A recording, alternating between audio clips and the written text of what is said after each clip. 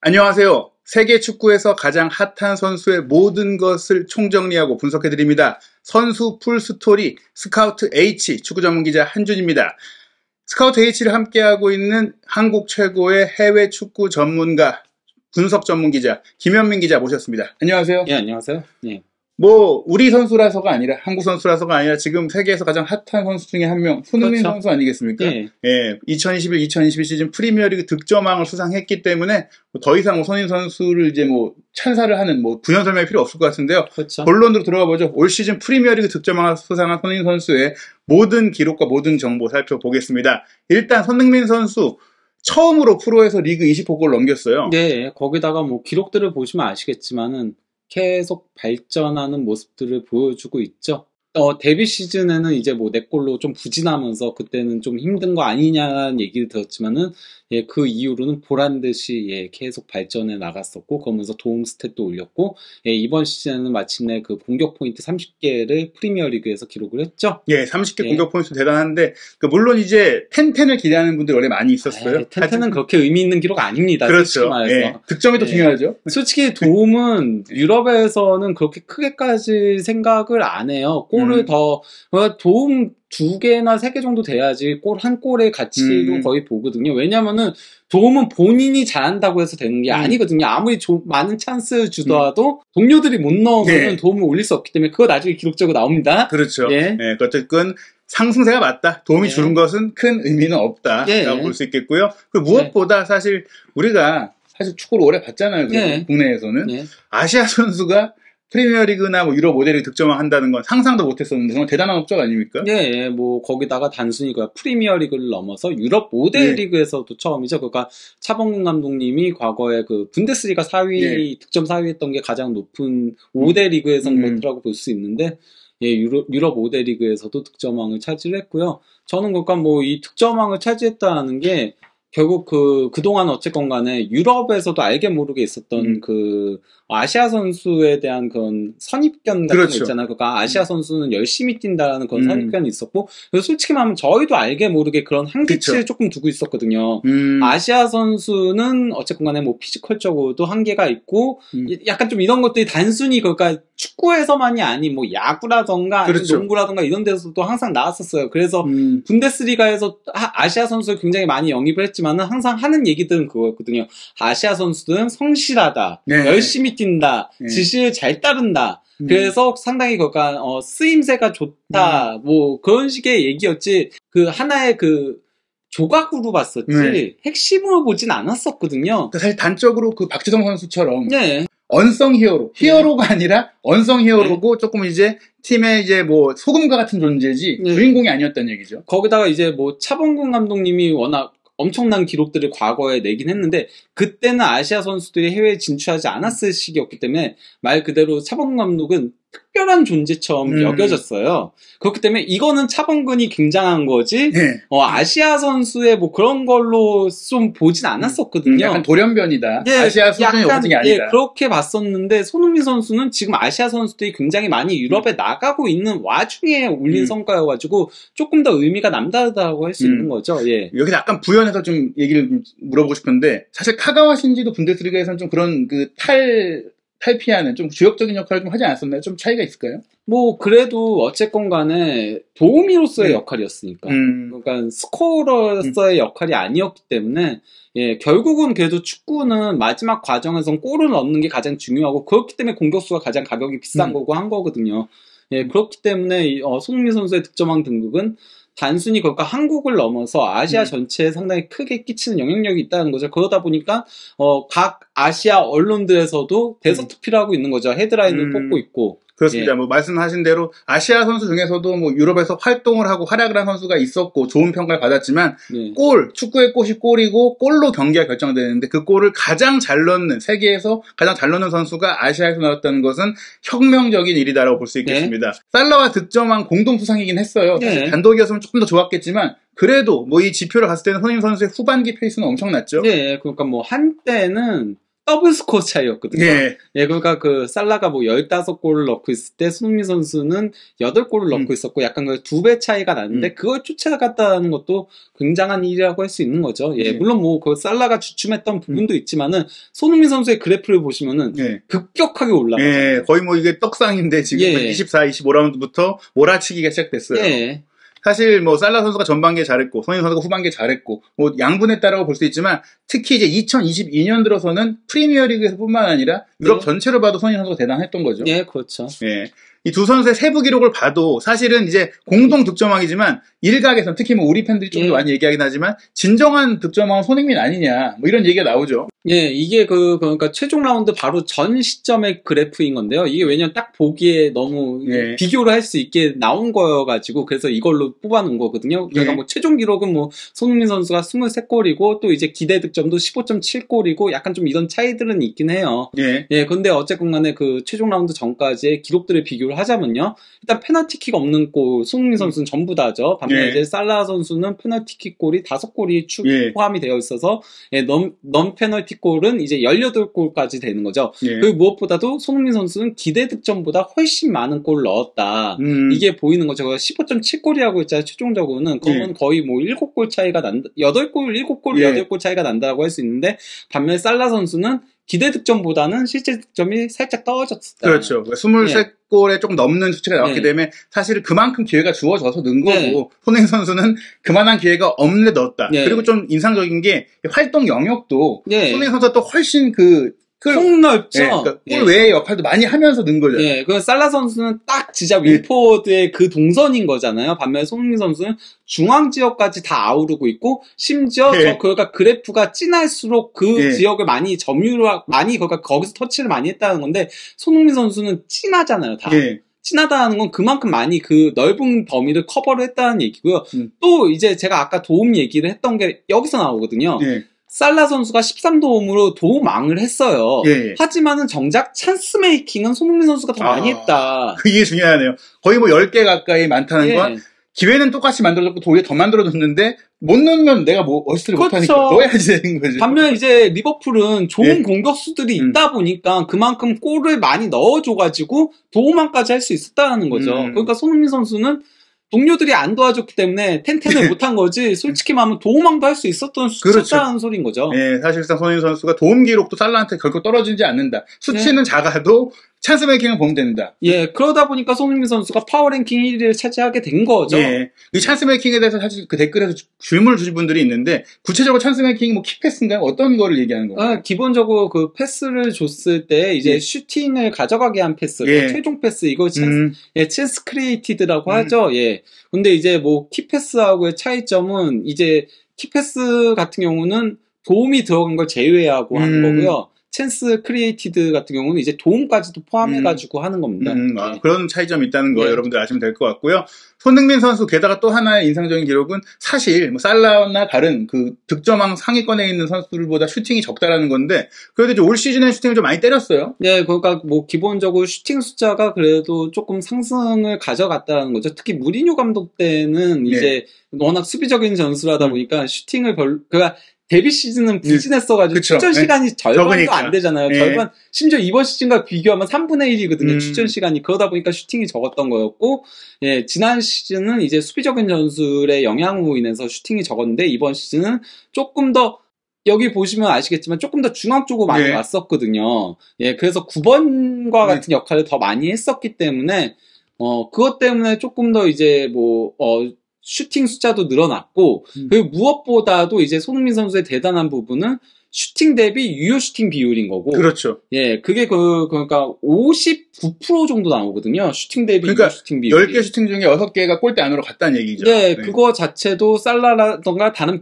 그 경쟁자들과 비교하면 독보적으로 높은 수치인데다가 또 이제 슈팅이 득점으로 전환된 확률도 27% 가까이 27%가 넘었을 거예요. 제가 알기로. 거의 그러면 30%에 가까운 거니까 슈팅 뭐 10개 때리면 3개는 골이 된다. 뭐 그렇게 볼 수 있는 수치예요. 그러니까 결정력이 엄청나다. 효율적이다. 여기서도 보시면 아시겠지만 온 타겟이 쫙 올라가잖아요. 비율 자체가 그러니까 갈수록 슈팅 정확도가 더 좋아지고 있다라고 얘기할 수 있는 거죠. 이런 것만 보더라도. 사실 손흥민 선수가 예전에 뭐 유망주 시절에도 슈팅이 무기였고 좋은 선수였지만 그 슈팅이 이제 사실 뭐 좋은 슈팅이어도 빗나가거나 뭐 이런 빈도가 있었는데 그것조차도 더 정확해졌다. 더 골대 안으로 잘 간다. 그렇다면 손흥민 선수가 슈팅 연습도 더 했을 것이고 더 발전했다고 볼 수 있는 것이고요. 슈팅 퀄리티 세부 기록이 있습니다. 그거 슈팅 퀄리티 자체가 완전히 계속적으로 올라가고 있는 수치인 거죠. 진할수록 높다라는 얘기인 거거든요. 근데 이번 시즌 보시면은 경기당 득점 자체도 역대 최다 수치고요. 가장 높은 수치고요. 기대 득점 자체도 가장 높은 수치에 해당을 하고요. 그리고 또 이제 슈팅, 슈팅당, 그거 자체도 올라갔고, 모든 것들이 다 올라갔다는 것들이 보이죠. 그러니까 손흥민 선수가 얼마나 슈팅의 질이 올라갔는지 이것만 보더라도 확인을 할 수 있는 거죠. 사실 뭐 슈팅 숫자만 조금 그렇게 이제 예전보다 좀 이제 많이 안 올라간 것인데, 여기서 슈팅 숫자가 더 늘어난다고 가정하면 현재 기록으로만 봤을 때는 더 많은 골을 넣을 수도 있는 기량이다. 기회만 더 많이 오면 그렇게 볼 수 있겠습니다. 게다가 이제 찬스 메이킹 얘기하셨잖아요. 골만 잘 넣는 게 아니라 손흥민 선수가 기회도 많이 만든다. 그러니까 뭐 시즌별 기록을 보더라도 키패스 자체도 올라갔죠. 그리고 또 이제 경기당 패스 횟수도 올라갔죠. 갈수록. 그리고 또 패스 성공률도 올라갔죠. 그래서 많이 올라갔네요. 다 가장 심지어 크로스까지 가장 많아요. 이번 시즌 그러니까 패스와 관련된 수치는 손흥민 선수가 커리어 하이를 찍었다는 겁니다. 사실 이게 대단한 게 득점 왕을 차지했는데 득점 왕이 다른 선수에게 기회를 만들어준 것도 제일 많이 했다. 그러니까 사실 혼자서 공격을 거의 다 만들어갔다라고 해도 과언이 아닐 정도의 수치입니다. 그만큼 그래서 손흥민 선수가 갈수록 발전하고 있다는 거죠. 그리고 전 개인적으로 공격수, 최전선에 있는 선수들이 이렇게 높은 패스 성공률이 잘 나오나 이것도 좀 궁금했어요. 보통 이제 이렇게 86%까지 안 나오지 않나요? 공격수들이? 그러니까 뭐 벤제마라던가 이런 선수들이나 나오죠. 이제 뭐 레반도프스키도 좀 높게 나오는 편에 속하지만은 70% 후반에서 80% 초반 정도 나오고 케인은 의외로 패스 성공률이 낮아요. 왜냐면 케인은 진짜 찔러주는 패스들을 많이 시도하기 때문에 케인은 그러니까 가짜 9번이라고 하잖아요. 실질적으로는 10번이라고 얘기를 하잖아요. 그래서 K는 막 60%대도 나오고 하거든요.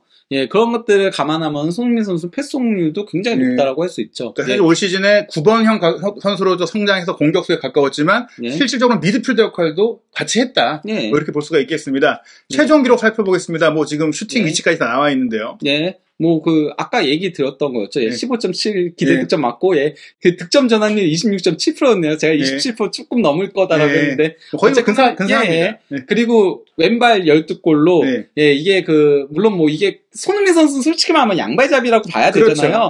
하지만 그래도 기본적으로 그 프리킥을 찰 때라던가 세트피스를 처리할 때 오른발로 처리를 하고, 그리고 그러니까 정보 자체는 오른발잡이로 나오기 때문에 12골이 이제 반페르시가 예전에 그 아스날 시절에 약발 득점 최다골 타이죠. 오른발잡이의 한 시즌 프리미어리그 왼발 득점도 최다라고 합니다. 거기다가 또 이제 그 득점 지역들을 보시면은 좌우가 분포가 잘 돼 있고 특히나 이제 중거리 슈팅 그러니까 가까운 지점에서 뭐 왼발로도 찰 수 있고 오른발로도 찰 수 있지만 중거리는 그러니까 왼쪽 같은 경우는 오른발로 차야 되는 거고 오른쪽 같은 경우는 왼발로 차야 되는 거잖아요. 근데 두 개씩 나뉘어져 있잖아요. 이건 그러니까 양발을 균등하게 두 골씩을 중거리 슈팅으로 넣었다는 거거든요. 제가 기억하는 것도 벤시티와 개막전에서 진짜 기가 막힌 정말 말도 안 되는 왼발 중거리슛 넣어갖고 결승골 넣었었고 마지막 라운드 노리치전에는 또 오른발로 또 이 반대 지역에서 가마차도 또 구석을 때렸기 때문에 양발 중거리슛이 가마차기로 된다. 이건 엄청난 거라고 볼 수 있겠습니다. 하지만 물론 손흥민 선수가 골을 넣기 위해서는 동료들의 도움이 없을 수는 없는데요. 올 시즌에 어떤 선수들이 가장 손흥민 선수에게 많은 도움을 줬나요? 일단 뭐 케인이야 항상 손케이 듀오로 불리잖아요. 그러니까 케인 선수가 손흥민 선수한테 5개의 도움을 줬고요. 그리고 이제 쿨루세스키가 이제 새로운 도우미로 등장을 했죠. 쿨루세스키는 겨울에 왔잖아요. 뭐 이건 저희가 예전에 쿨루세스키 영상에서도 분석을 해드렸지만은 그러면서 쿨루세스키가 중간자 역할도 해주고 또 이제 케인에게서부터 이제 손흥민으로 가는 루트는 상대팀도 다 알거든요. 그러다 보니까 요새는 케인이 쿨루세스키한테 넘겨주고 쿨루세스키가 손흥민 선수한테 넘겨줘가지고 손흥민이 마무리하는 형태가 많이 나오면서 더 적은 경기를 뛰었음에도 똑같은 5개의 도움을 쿨루세스키가 손흥민 선수한테 줬고요. 예. 예, 모우라가 마지막 그렇죠. 득점왕이 되는 도움을 주면서 3개를 기록했습니다. 예. 그 장면 때도 이제 케인 선수가 손흥민에게 가는 루트를 이제 막힐 수 있으니 모우라에게 준 걸 모우라가 넘겨줬기 때문에 이게 하면서 콘테 감독도 좀 신경 써서 준비했을 것 같아요. 이런 그 손캐 듀오를 막기 위한 걸 거쳐가는 그 플레이를 통해서 풀어냈다. 예, 그래서 이제는 손캐 듀오가 아닌 손캐쿨 듀오다. 트리오다. 그렇죠. 손캐쿨 트리오라고 할 수 있는 거죠, 이제는. 마지막 라운드 모습만 본다면 모우라도 이제 패스를 좀 하는구나. 모우라는 그래도 신용할 수는 없고요. 어쨌든 정확도가 안 좋은 선수여가지고. 마지막 경기 잘했다. 패스를 안 해주려고 한다기보다는 그렇죠. 그냥 패스 능력이 떨어지는 거예요, 모우라. 제가 봤을 때도 평소에 모우라 선수가 손흥민 선수랑 지내는 거나 행동을 보면 일부러 뭐 패스를 안 주는 선수는 아니에요. 그리고 가장 먼저 이렇게 들어 올려주잖아요. 그렇죠. 둘은 친합니다. 그 장면 진짜 명장면 아닌가요? 모우라가 이렇게 딱 들어 올려줘가지고. 그렇죠. 경기 중에. 그래서 정말 평생 남을 만한 사진 하나 만들어줬다라고. 그 사진이 다 헤드라인이고 사실 정말 손흥민 선수가 어떤 위상을 갖고 있는지 단적으로 보여주기 때문에 모우라가 또 그 패스 해줬고 모우라 이번에 칭찬 꼭 해줘야 됩니다. 손캐쿨 트리오 시즌 전체 기록은 어땠을까요? 그러니까 손흥민 선수 같은 경우는 콘테 감독 밑에서의 기록이죠. 누누 감독 빼고 빼야죠. 그때도 골을 많이 넣긴 했지. 손흥민 선수는 잘했는데 케인은 그때 뭐 이적 파동도 있고 해가지고 부진했던 것도 있고 이제 쿨루세스키는 아예 없었고 그래서 이제 콘테 감독 밑에서 손흥민 선수는 26경기에서 19골 6도움을 올리면서 경기당 0.96개의 공격 포인트. 경기당 한 골씩 만들어내는 게 손흥민이네요. 그리고 이제 케인 선수는 28경기에서 16골 8개의 도움을 올리면서 경기당 0.85개의 공격 포인트. 굉장히 높아요, 이것도. 그리고 쿨루세스키가 18경기에서 5골 8도움. 그래갖고 도움이 케인과 똑같죠. 사실 경기 수가 적음에도 불구하고. 사실 뭐 4개월 정도 뛰었는데 이 정도 기록이 남았다는 것은 사실 쿨루세스키를 데려올 때 그렇게 솔직히 기대가 아주 크진 않았는데. 그렇죠. 저도 솔직히 말하면 왜냐면 유벤투스에서 너무 부진했었기 때문에 이게 그러니까 뭐 부진을 한 6개월 정도 한 선수를 영입한 것과 1년과 또 1년 6개월은 또 다르거든요. 그렇죠. 근데 쿨루세스키는 1년 6개월이었잖아요. 그렇기 때문에 1년만 돼도 모르겠는데 1년 6개월은 조금 위험할 수 있다라고 생각했는데 다행히 좋은 모습들을 기대 이상의 모습을 보여줬죠. 역시 콘테 감독이 훌륭한 감독이었다는 것을 또 하나 보여주는 사례이기도 한 것 같습니다. 손흥민 선수 시즌별로 이제 그 득점 위치, 득점 지역도 좀 바뀐 것 같아요. 그러니까 손흥민 선수는 원래 기본적으로는 윙포워드잖아요. 그리고 왼쪽에서 일단 좀 많이 뛰었긴 했었잖아요. 그러다 보니까 페널티 박스 안에서의 골을 넣더라도 대부분이 왼쪽 페널티 박스 쪽으로 치우쳐져 있어요. 그래프들을 2016-17 시즌이라던가 뭐 이런 것들을 보면은 다 조금 2018-19 시즌만 조금 퍼져 있고 나머지는 다 그래도 왼쪽에. 이게 보이거든요. 동선이 왼쪽에서 접고 들어왔구나. 커트인이다. 근데 제가 그러니까 가짜 9번으로 변화했다는 거를 여기서 너무 명확하게 보여주는 거죠. 완전히 다른 그래프가 나왔어요. 지금 완전 표가 지금 올 시즌 같은 경우에는 가운데에 딱 집중되어 있는. 거기다가 특히나 이제 페널티 박스 정중앙에 가장 진하게 돼 있고 그리고 전체적으로도 분포도가 굉장히 고르게 돼 있죠. 사실 뭐 2018-19 시즌은 뭐 토트넘의 역대급 시즌이기도 했기 때문에 챔피언스 결승도 갔고 이때는 좀 팀 전체가 좀 여러 가지로 좀 달랐고. 일반적인 상황으로 봤을 때는 손흥민 선수가 올 시즌에는 분명히 역할이 달라졌다. 그러면서 슈팅들이 대부분 중앙에서 나왔다. 이것도 상당히 고무적인 부분이에요. 올 시즌은 거의 이제 스트라이커에 가깝게 뛰었다. 스트라이커였다고 봐야 돼요. 손흥민 선수의 이번 득점왕은 토트넘 역사에도 대단한 것이고 이미 뭐 토트넘의 리빙 레전드라고 할 수 있겠는데요. 토트넘에서 사실 뭐 프리미어리그 득점왕들이 사실 꽤 나오긴 했어요. 역사적으로 봤을 때. 뭐 근데 그렇게 많진 않죠. 왜냐하면 프리미어리그만 놓고 보면 그렇죠. 초대에 이제 테디 셰링엄이 1992-93 시즌 이때가 이제 프리미어리그가 처음 시작했을 때 22골로 득점왕을 차지했었고요. 그 다음에 이제 해리 케인만 3번을 했었거든요. 케인이 많이 했죠, 사실. 그 2015-16 시즌하고 이제 2016-17 시즌하고 그리고 2020-21 시즌에 했었고요. 그리고 이제 손흥민 선수가 이번 시즌에 그러니까 선수로는 3번째인 거고 횟수로 따지더라도 5번째에 해당을 하거든요. 거기다가 이게 전부가 아니고요. 토트넘 그 선수들 중에서 역대 단일 시즌 이게 프리미어리그 최다골 4위에 해당을 하거든요. 근데 1, 2, 3위가 다 또 케인이에요. 케인이 그때 또 득점왕을 할 때. 케인이 근데 최다골은 도리어 득점왕을 못했을 때였어요. 2017-18 시즌에 30골을 넣었는데 그때 살라가 예. 33골을 넣었었죠. 32골 넣었어가지고. 예. 그래서 그때 2위를 했었고요. 정작 본인 커리어 하이가. 예. 그리고 이제 토트넘 역대 2위, 단일 시즌 최다골 2위가 이제 케인이 2016-17 시즌에 이제 29골 넣었었고요. 예. 그다음에 이제 3위가 케인이 2015-16 시즌에 25골 넣었었고 예. 이번이 이제 4위에 해당하거든요. 그러니까 이만큼 송케 듀오가 토트넘 역사에 남을 만한 공격수다라는 얘기가 되는 건데 예. 또 여기서 페널티킥을 제외를 하면은 예. 케인 선수가 25골 넣었을 때 페널티킥이 5골이었거든요. 예. 그럼 20골이 되잖아요. 예. 그러면 손흥민 선수가 3위까지 올라가게 된다는 거죠. 그 PK를 제외한 득점으로 봤을 때는 손흥민 선수가 토트넘 역사상 뭐 최고의 공격수 중에 하나. 뭐 지금도 뭐 뻔하든 말든 최고의 공격수 중 하지만 기록이 더 좋아진다. 게다가 이제 그 역대 기록으로 봤을 때도 어떤가요? 사실 뭐 100호 골에 근접했는데 이게 토트넘 역사상 프리미어리그 득점 3인 거죠? 예. 일단 뭐 해리케인 선수가 183골 넣고 있고요. 테디 셰링엄이 97골, 그리고 손흥민 선수가 93골 넣으면서 이번에 이제 로비킨과 저메인 데포를 넘어서게 됐는데요. 예. 이거 역시도 이제 페널티킥을 제외하면은 케인 선수가 155골, 뭐 이건 너무 큰 차이라고 하더라도 그 다음에 이제 셰링엄 선수가 18골을 페널티킥으로 넣었기 때문에 손흥민 선수가 한 골 페널티킥을 했어요. 그래서 92골로 2위고요. 예, 토트넘의 프리미어리그 역사상 가장 많은 필드골을 넣은 선수 중에 두 번째가 손흥민 선수다. 예, 그 다음에 3위가 데포가 됩니다. 저메인 데포가 이제 87골 넣었었고요. 예, 그 다음에 셰링엄 선수가 79골, 그리고 로비킨이 75골이 됩니다. 예, 뭐 대부분 데포를 제외하면 페널티킥으로 또 골을 많이 넣었던 스트라이커들인데 손흥민 선수는 케인이 있다 보니까 앞으로도 사실 페널티킥은 없을 것 같아요. 그래서 그냥 차 넣어야 될 것 같고. 뭐 프리미어리그를 떠나서 토트넘의 뭐 전체 역사를 보더라도 손흥민 선수의 득점 기록 대단한 것이죠. 그러니까 뭐 과거에 이제 뭐 지미 그리브스라던 라는 뭐 엄청난 공격수도 있었고 지미 그리브스는 단순히 토트넘을 넘어서 잉글랜드의 역대 최고의 공격수 중에 한 명으로 거론되는 선수잖아요. 예, 뭐 다 합칠 경우에는 공식 대회 기록인 건데 공식 대회 이제 131골로 10위에 해당하거든요.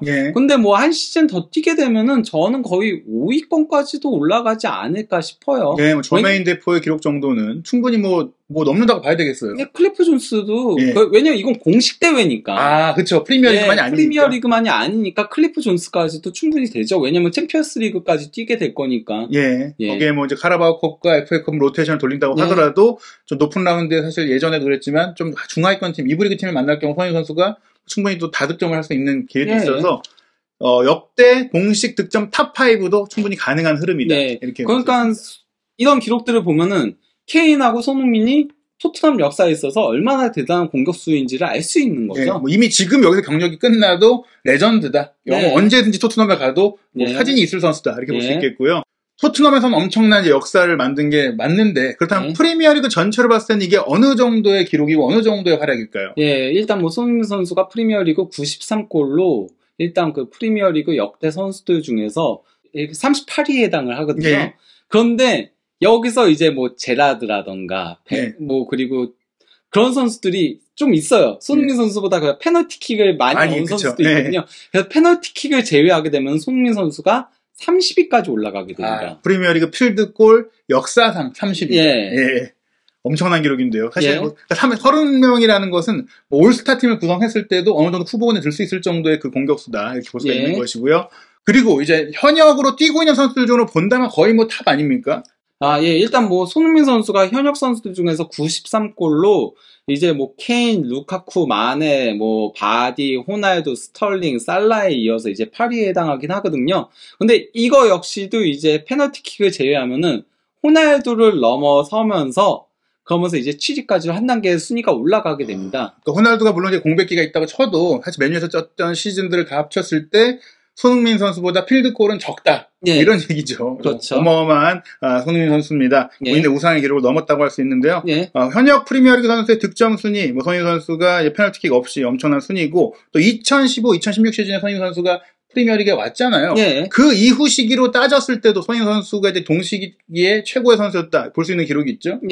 뭐 그러니까 93골은 그대로인 거고요. 그 시기만 놓고 보더라도 프리미어리그에서 득점 순위가 6위에 해당을 하거든요. 근데 또 여기서도 페널티킥을 제외하게 되면은 아구에로가 밑으로 밀리게 됩니다. 그러면서 손흥민 선수가 득점 5위에 올라서게 되는 거죠. 물론 이제 아구에로는 이제 은퇴를 했고 올 시즌 안 뛴 상황이긴 하지만 손흥민 선수가 활동한 기간 동안 손흥민 선수는 아구에로보다 페널티킥을 빼면 더 많은 골을 넣었다. 이건 정말 지금 나온 이름들이 대단해요. 호날두, 아구에로보다 더 많은 골. 거기다가 마네도 마네는 아예 페널티킥에 한 골도 없거든요. 그래서 살라가 지금 118골이잖아요. 그런데 이게 순위가 바뀌어요. 살라가 100골이 되거든요. 아, 딱 100골. 그래도 뭐 대단한 기록인데 그 기록도 아마 다음 시즌 손흥민 선수가 따라잡을 수 있다. 아, 근데 살라는 너무 골 많이 넣고 있어가지고 PK를 빼고 100골은 따라잡을 것이다. 볼 수가 있겠습니다. 그리고 이제 2021-2022 시즌 프리미어리그 득점왕이니까 아무래도 5대 리그 전체로 봤을 때도 엄청난 순위일 것 같은데 유럽 5대 리그로 보자면 손흥민 선수가 어느 정도 골을 넣은 건가요? 여기 이제 기록을 보시면 아시겠지만 살라 선수와 함께 이제 공동 7위거든요. 1위가 레반도프스키 35골로 좀 이건 차이가 큰 편이긴 하고요. 그다음에 이제 뭐 음바페, 임모빌레, 벤제마, 벤 예데르, 파트릭 시크, 그리고 손흥민 선수 이렇게 순위가 가고 있는 건데 뭐 이것도 페널티킥을 제외하게 되면은 순위가 더 올라가게 되는 현상이 발생을 하게 되죠. 그리고 필드골로 쳤을 때는 뭐 프리미어리그가 또 유럽에서 뭐 리그 랭킹 1위니까 뭐 더 부연할 필요는 없겠지만 유럽 전체로 봐도 최고 수준의 득점력을 보여줬다. 거기다가 더 놀라운 게 뭐냐면요. 위에 있는 선수들이 다 최전방 공격수 뛰었다는 거예요. 그냥 음바페가 저기 포지션상으로는 뭐 윙포워드도 뛸 수 있는 걸로 돼 있긴 한데 지난 시즌에는 30경기를 최전방 공격수로 나왔거든요. 그렇죠. 메시가 오고 또 네이마르도 있는 상태이기 때문에 음바페가 거의 스트라이커에 가깝게 뛰었죠. 그러다 보니까 측면 공격수 중에서는 살라와 손흥민이 가장 골을 많이 넣었다. 심지어 밑에 있는 선수들도 다 공격수잖아요. 홀람, 라우타로 마르티네스 모두 이제 스트라이커 딱 앞에서 골을 넣는 역할의 선수들인데 솔직히 손흥민 선수는 팀 내에서 주득점원으로 썼던 선수가 아닌데 뭐 그런 역할을 또 병행하면서도 여러 가지 얘기를 하면서도 이렇게 골을 많이 넣었다. 정말 대단하다고 볼 수 있겠습니다. 이제 그런 손흥민 선수가 마침내 뭐 챔피언스리그 무대로 돌아가게 됐어요. 챔피언스리그 하면 역시 유럽 뭐 세계 최고의 그 축구 수준을 갖고 있는 대회인데 챔피언스리그에서의 활약이 기대가 됩니다. 뭐 손흥민 선수 같은 경우는 이게 그러니까 토트넘에서의 그 데뷔 시즌 같은 경우는 챔피언스리그에서 좀 2016-17 시즌 챔피언스리그에서 조금 부진하긴 했었거든요. 하지만은 그 이후에는 여기 뭐 기록을 보셔도 아시겠지만 7경기에 출전해가지고 4골 그리고 또 이제 12경기 출전해가지고 4골인데 이때는 또 챔피언스리그 결승전까지 올라갔던 시즌이었었고 또 가장 최근에 있었던 시즌 6경기에서 5골 1도움 6개의 공격 포인트를 올렸었거든요. 손흥민 선수가 챔피언스리그에서 통한 선수라는 거예요. 리그나 뭐 상대팀이나 뭐 이런 거 가리지 않고 손흥민 선수는 이젠 경쟁력을 보여주는 선수라는 게 맞거든요. 뭐 사실 한동안 챔피언스리그를 못 뛰었다고 하더라도 이미 수준이 높은 프리미어리그에서 활약을 했기 때문에 뭐 이제 챔피언스리그에 나간다고 해서 뭐 스타일이 다르고 뭐 전술이 다르고 뭐 이런 걸 떠나서 누구를 상대해도 통하는 그냥 뭐 무기를 갖고 있는 손흥민 선수다 볼 수 있겠습니다. 챔피언스리그 역사에도 그 말씀드린 그 기록을 보자면 사실 토트넘이 그렇게 챔피언스리그를 뭐 아주 자주 나간 팀이 아니다 보니까 대단히 높아요. 그러니까 뭐 케인 선수가 20골이고 이제 손흥민 선수가 14골로 둘이 1위를 달리고 있죠. 여기에 모우라가 그 기적의 헤트트릭을 했기 때문에 3위에 올라 있는데 이 선수들 뭐 현재 뭐 이변이 없는 한 다음 시즌 챔피언스리그에서도 득점 기록을 추가할 수 있을 것으로 기대가 됩니다. 이런 엄청난 활약을 펼치다 보니까 또 많은 팬들이 뭐 이미 재계약을 했고 뭐 저희가 여러 곳에서 뭐 얘기를 드렸지만 손흥민 선수가 또 빅클럽은 못 가냐 왜 이적설이 없냐 이런 얘기들을 하는데 사실 이 데일리 메일이 뭐 영국에서 뭐 가장 큰 일간지 중에 하나잖아요. 무엇보다도 이제 사미 목벨 기자는 상당히 그가 그가 정통한 기자로 알려져 있죠. 특히 런던 쪽에 상당히 정통한 기자로 알려져 있는데 정보력이 있는 기자잖아요. 그런데 이제 이런 얘기를 한 거죠. 그 2018년에 펩이 맨체스터 시티가 손흥민 선수 영입을 노렸던 적이 있었다. 그러니까 이 기사를 올린 이유가 뭐냐면요. 손흥민은 너무나도 겸손한 선수다라고 한 거거든요. 그러면서 월드 클래스인데 이렇게 겸손한 선수가 없다라고 얘기를 하면서 손흥민이 노리는 팀이 없었던 게 아닌 거다. 그렇죠. 왜 이적설이 없으니까 관심 없는 거 아니냐 이런 얘기 많이 했잖아요. 선수가 근데 그런 것들을 드러내지 않는 거다. 그러니까 케인처럼 뭐 성명을 내고 뭐 이럴 수 있는 건데 그 맨시티가 원하면 가면은 솔직히 막 우승 경쟁할 수 있잖아요. 그리고 그래서 이제 구단하고 마찰을 겪게 되고 그러면 몸값이 떨어지면서 이적할 수 있는 가능성이 더 높아지는 건데도 손흥민은 물론 토트넘에 대한 애정도 있는 거지만은 팬들에 대한 그런 존중심이라던가 이런 것들이 있다 보니까 너무나도 겸손한 월드클래스 선수여서 그래서 이적을 안 한 거지.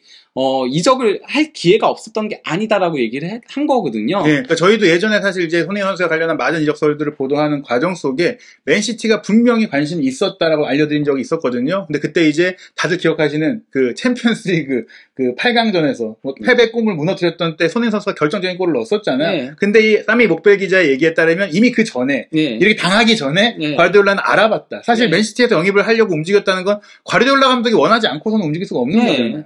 그만큼 과르디올라가 인정을 했고, 말씀하신 대로 사실 이런 그 얘기가 오갈 때 기사로 나오는 이유가 선수 그리고 선수의 에이전트가 선수가 이적을 시키고 하거나 뭐 협상을 유리하게 하기 위해서 다 퍼뜨리는 거잖아요. 그렇죠. 아니면은 뭐 그가 이적 소스는 거의 세 군데에서 나온다라고 봐야죠. 일단 그러니까 팀에서 흘리는 경우들도 있고, 그것도 그러니까 본인의 팀에서 흘리는 경우, 아니면 이제 영입하려는 팀에서, 그냥 본인 팀에서 흘리는 경우는 그런 거죠. 경쟁 붙여서 그렇죠. 더 비싸게 팔려고. 그리고 이제 영입하고자 하는 팀에서 약간 언플용으로 흔들기 위해서 하는 거, 그리고 이제 선수 측에서 흘리는 거, 거의 그렇게 세 가지거든요. 아니면 이제 한 가지 더 추가하자면은 이건 이제 정통하지 않은 언론들에서 부스 판매를 위해서 자기네들이 만들어내는 거, 머리 이제 뇌피셜로 만들어내는 건데. 가짜 뉴스가 있는 거고. 그런 건데, 어쨌건 간에 손흥민 선수는 그런 것들이 적었던 이유들이 손흥민 선수 쪽에서 애초에 그런 것들 원하지 않아 있기 때문에 그렇다는 거죠. 결국엔 정리해드리면, 사실 이때에 분명히 이런 움직임이 있었을 때 손흥민 선수가 정말 너무나 가고 싶었다면 본인이 언론 플레이를 해서 맨시티가 나 원한다. 나 여기서 재계약 안 하고 기다렸다가 뭐 이거 좀 풀고 싶다. 솔직히 뭐 군대 문제 얘기하는데 본인이 정말 가고 싶었다면 그 부분까지도 맨시티하고 협의를 해볼 수 있는 거예요. 나 아시안 게임 갔다 올게. 뭐 그런 것이 안 될 것도 아니고, 또 만약에 레비 회장이 손흥민 선수를 좀 더 비싸게 팔고 싶었다면 본인이 스스로 소스를 좀 흘려서 맨시티가 지금 손흥민 원한다. 빠바방 나오면 화제가 되고 막 얘기가 오갈 수 있고 경쟁도 붙을 수 있는 건데, 그런 일이 다 없었다는 건 일단 기본적으로 저희가 확인한 그 정보에 따라서도 레비 회장이 별로 팔고 싶지 않았어요. 그렇죠. 팔고 싶지 않고 또 활용하고 마케팅적으로도 보고, 또 손흥민 선수 본인도 사실은 프리미어리그를 더 일찍 올 수 있었는데 본인의 안정적인 성장세를 위해서 또 안정적인 환경에서 뛰면서 성장하고 싶었기 때문에 빅클럽들이 원했어도 바로 가야지 이렇진 않았었잖아요. 그래서 신중했고, 맨시티도 사실은 이제 이게 뜨뜻미지근한 상태가 되다 보니까 뭐가 불붙어야 되는데. 그리고 손흥민 선수는 제가 여태까지 커리어들 다 놓고 보면은 결국 본인의 가치를 얼마나 높게 쳐주느냐를 굉장히 중요시 여기는 것 같아요. 나를 얼마나 원하는가, 나를 얼마나 핵심으로 생각해 주는가, 약간 좀 이런 것들을 되게 많이 그 이적했을 때도 그런 것들을 많이 보고서 이적을 했더라고요.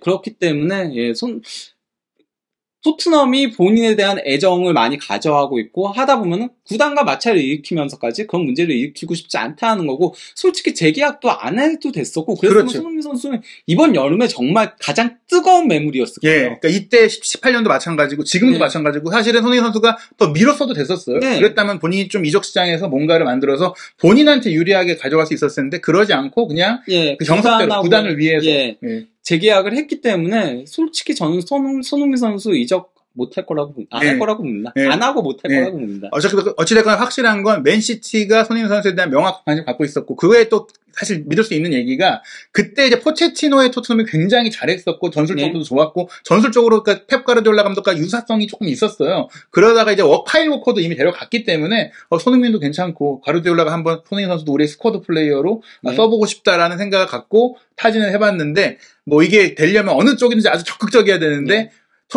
맨시티도 막 무조건 사야 돼 이 정도는 아니었고, 토트넘도 뭐 일단은 별다른 반응을 안 보였고, 손흥민 선수조차도 뭐 감심은 고맙지만 나는 아직 토트넘에서 좀 더 뭐 해야겠다 뭐 이런 생각 속에서, 토트넘이 만약에 손흥민 선수에 대한 그 정도의 애정이라던가 그런 것들 보여주지 않았으면은 손흥민 선수가 이적을 충분히 고려할 수 있었다라고 봐요. 그러니까 예복질 때도 그랬지만, 왜냐면은 그 손흥민 선수가 어쨌건 간에 항상 맨유와 레알 마드리드에 대한 그런 거는 보여줬거든요. 자기의 꿈이다라는 식으로 얘기들을 했었기 때문에. 근데 워낙 토트넘이 간절하게 본인 본인은 원해하니까 그거를 차마 이제 저버릴 수 없는 그런 것들이 더 컸다라고 봐야죠. 이 팀이 맨유나 레알이었다면 조금은 동했을 수 있다. 하지만 뭐 일단 여러 가지 상황상 이때 손흥민 선수는 이제 잔류의 저 마음을 좀 쏟았고, 하지만 명확한 건 맨시티 관심설은 사실이며, 또한 손흥민 선수에 대해서 지금까지 빅클럽들이 관심을 안 보인 건 절대 아니다.